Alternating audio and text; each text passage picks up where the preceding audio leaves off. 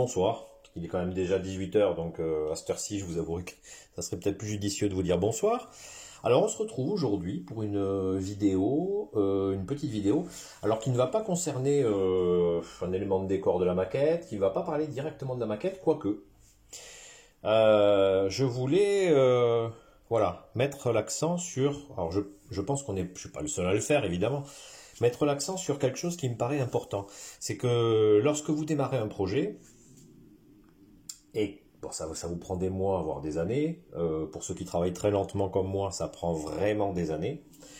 Lorsque vous démarrez un projet, euh, vous commencez à faire des recherches. Si vous allez faire des recherches sur par exemple une gare qui vous plaît, essayez de trouver des photos, des documents.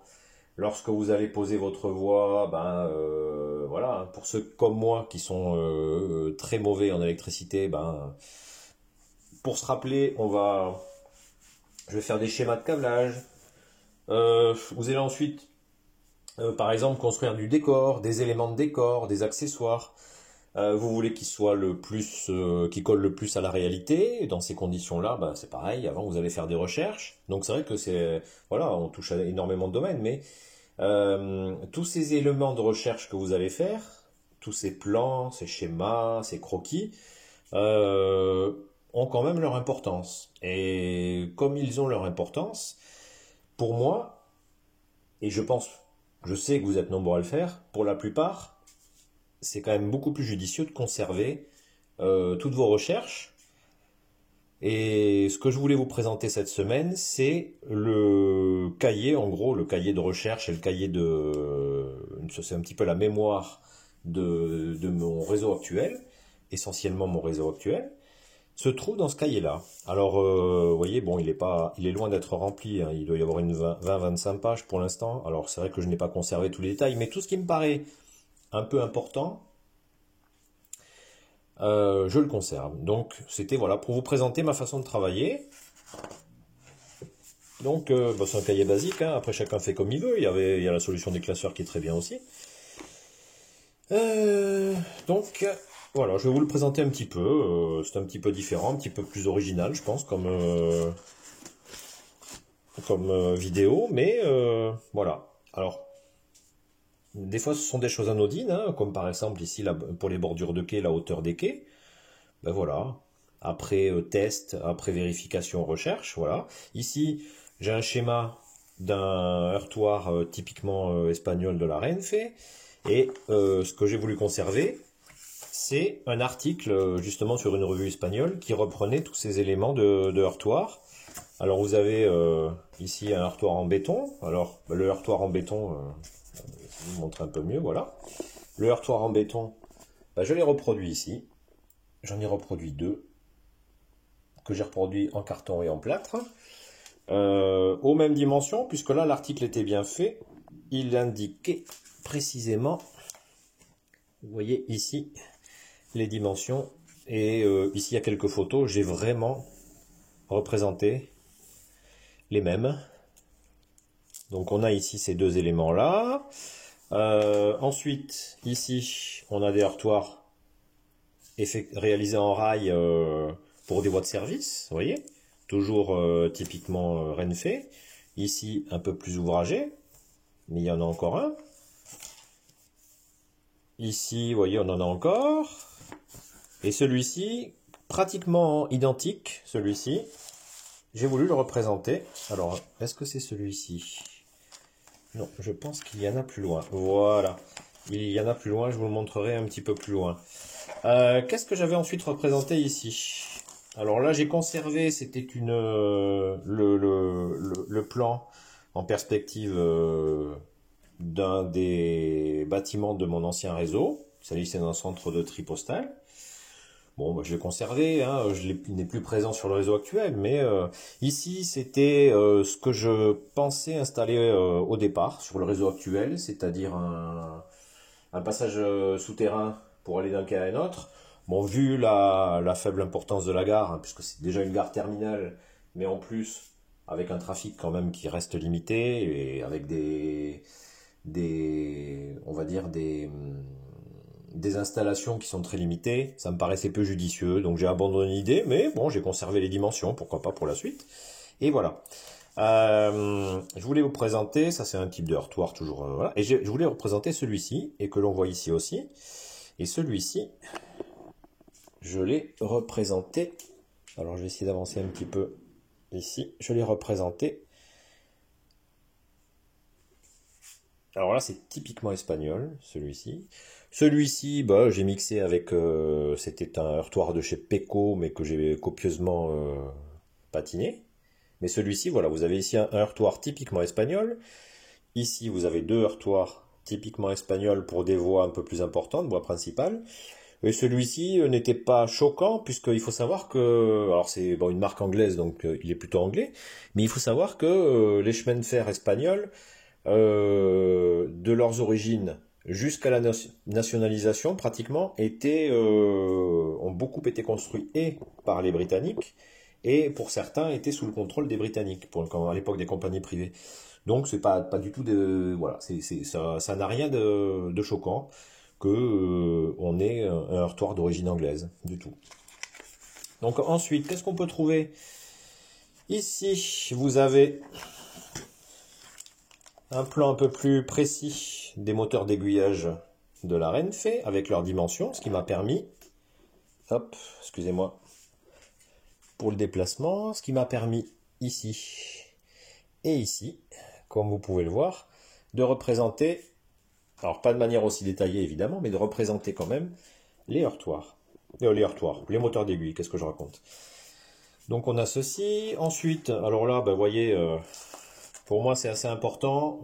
Je pense que j'avais déjà dû le dire dans plusieurs de mes vidéos. Mon domaine où je suis le moins à l'aise et que j'aime le moins et où je suis le plus mauvais, je pense aussi, il faut être honnête, c'est toute la partie câblage électrique. Et là, ça je le conserve précieusement. Lorsque j'ai installé les moteurs MTB, qui au passage d'ailleurs sont des moteurs géniaux en fiabilité, en réalisme avec le mouvement lent d'aiguillage, enfin, je suis très content de ces moteurs-là, mais à câbler, pour moi, alors pour quelqu'un qui est à l'aise avec, c'est simple. Pour moi, c'est une tanasse, hein, c'est le cas de le dire.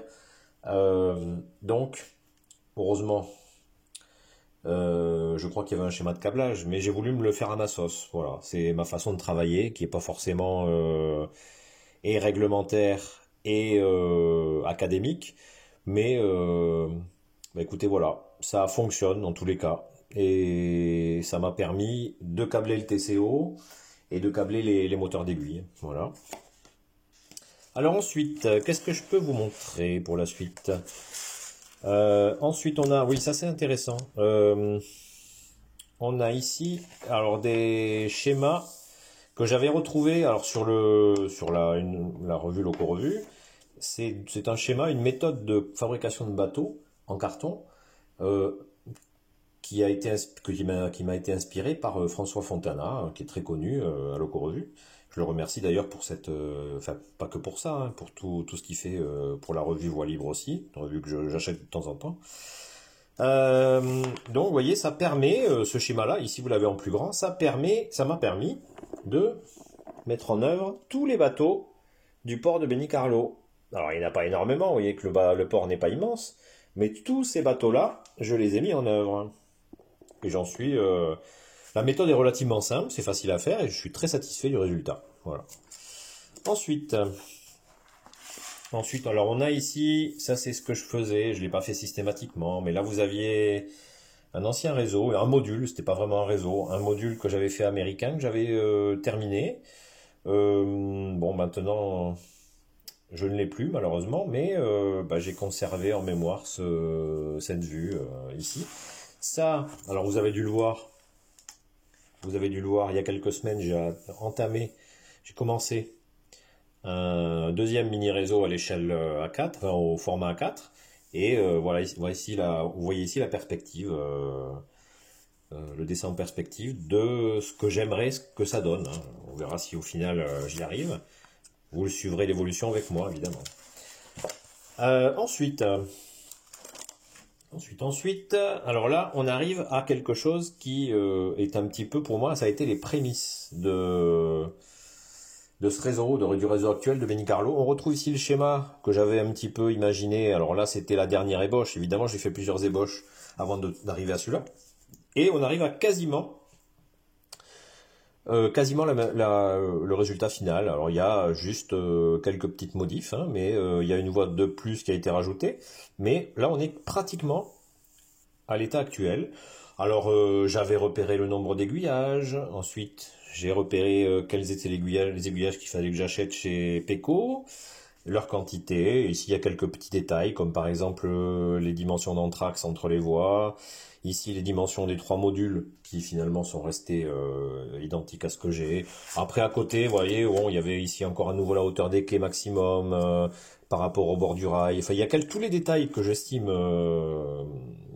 importants, ou pas toujours importants. J'ai décidé de les conserver. Alors ici, vous avez les dimensions les plus... Enfin, vous voyez que c'est jamais dans la précision exacte, mais vous avez ici les dimensions du TCO et du tiroir qui me sert de TCO. Alors quand je dis tiroir, bon, je l'ai déjà présenté plusieurs fois, mais hop, vous le voyez ici, hop, voilà. Ce tiroir-là, c'est mon TCO. Je suis très très content d'avoir fait sous forme de tiroir pour une raison simple, hein, c'est que déjà, il permet un passage plus aisé lorsque j'utilise pas le réseau. Et surtout, vous voyez, entre le bord de mon réseau et le lit, l'espace est quand même très réduit. Voilà.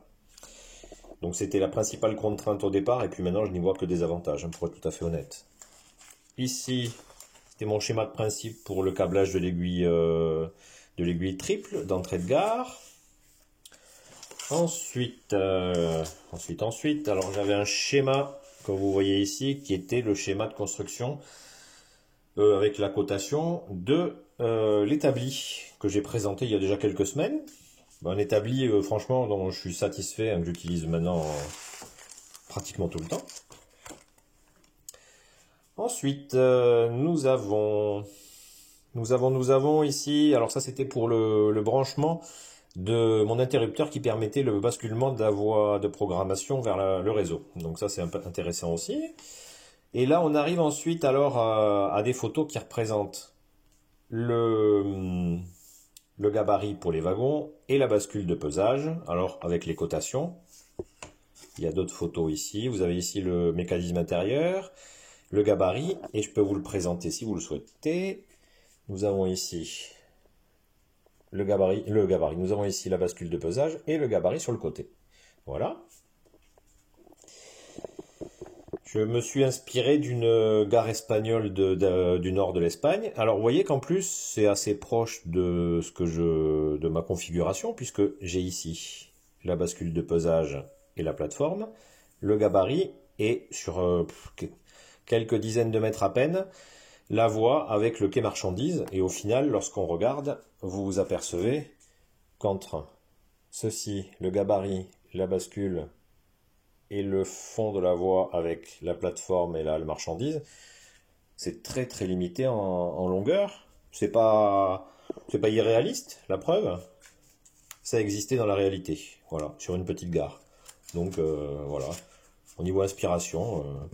Alors ici, pareil, nous avons un schéma en perspective de mon premier réseau à l'échelle A4, au format A4, pardon. Ici, nous avons un principe de câblage avec un petit condensateur, un principe de câblage des voitures voyageurs. J'avais fait quelques vidéos, j'ai fait au moins 2 vidéos là-dessus. Ici, toujours sur le premier projet A4, c'était le pont secteur. Je voulais en avoir la cotation la plus précise, je l'ai fait. Le pont secteur qui d'ailleurs, hop, est présent ici avec le pont secteur, le réseau au format A4. Voilà. Ici, ça je l'ai conservé avec la multimouse. Je vous avouerai que j'avais du mal à comprendre le manuel d'utilisation de Rocco. Je me suis fait mon propre manuel, hein, que j'ai simplifié pour la programmation d'une loco. Et derrière, c'est pour la suppression d'une loco. Voilà, tout simple. Et on arrive au bout. Voilà. Tout ça pour vous dire en fait que j'ai encore envoyé de la marge hein, avant. Bon, et puis je ne l'utilise pas forcément que pour le seul et même réseau, mais tout ce qui me semble important et qui me semble qui me paraît utile de conserver, je pense que pour que ce soit pratique, qu'on ne perde pas les documents que l'on a mis de côté, voilà, ben, un cahier me paraît être intéressant. Je pense que pour chaque réseau ou pour chaque modéliste, c'est pas une bible, mais c'est un recueil de documents. Alors qu'on peut, comme je l'ai dit, faire sous forme de cahier, parce que moi j'avais un cahier qui traînait, donc c'est pour ça que j'ai utilisé un cahier, mais un classeur c'est très bien aussi. Enfin, après chacun le fait comme il veut. Si certains veulent le conserver comme des fichiers sur leur ordinateur, c'est bien aussi. Bon voilà, moi c'est pas ma pratique. Je préfère avoir vraiment la matière sous la main. Mais voilà, donc ce sujet-là, au moins une fois, ça me paraissait intéressant de l'évoquer. Donc bah, j'espère que la vidéo vous aura intéressé. Je pense qu'on arrive au bout de ce que je voulais vous dire. Je vous dis donc à la semaine prochaine pour un sujet, comme vous le savez maintenant, complètement différent. Donc bah, écoutez, merci de m'avoir écouté et à très très vite.